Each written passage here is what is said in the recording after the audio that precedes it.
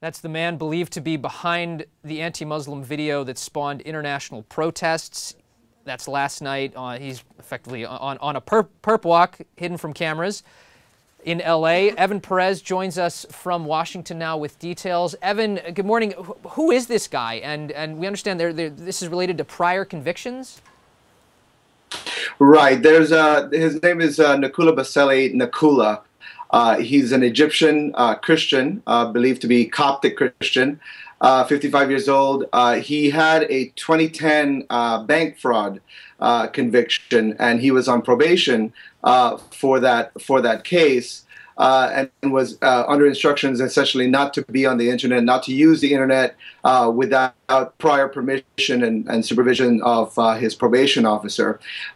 Yesterday, the U.S. Probation Office essentially filed charges that he had violated his probation, and he was brought in. He was arrested yesterday, and the judge essentially disregarded his request for bail, saying that he was not someone who could be trusted. Okay. He's basically charged with lying to his probation officer and with violating terms of his probation. Now, Evan, some critics are saying that really this probation violation probe is a sign that the White House is trying to appease really extremist critics, even as the president vocally defends free speech rights. What about that?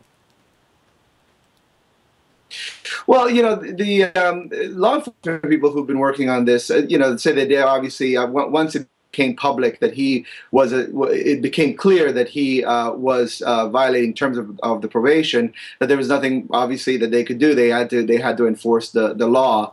There is this segment, especially in conservative circles, that are saying that this is akin to appeasement, and that perhaps if certain people in the Arab streets, in the Muslim world, interpret this as weakness, that there could be more violence and more Americans killed. I think the administration has been trying to be very careful in essentially distancing itself from this video, but at the same time affirming that in the U.S. you can say things that are offensive, and that you have a right to do that, and that essentially people, U.S. soldiers and personnel have been dying around the world to preserve that freedom.